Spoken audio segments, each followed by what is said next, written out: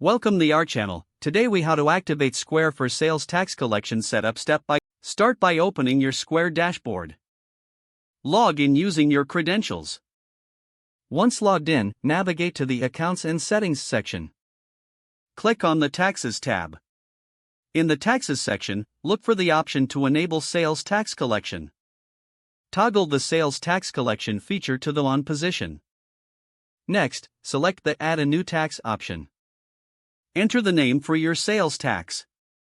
Specify the tax rate percentage you wish to apply. Optionally, you can define whether this tax is applied to shipping and handling fees.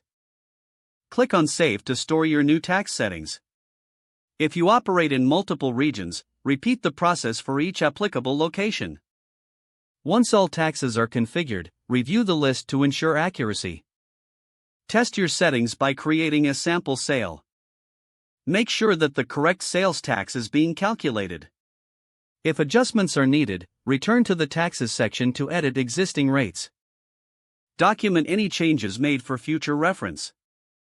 Your Square sales tax collection setup is now complete. If the page does not load, refresh the browser or try again in a private or incognito window.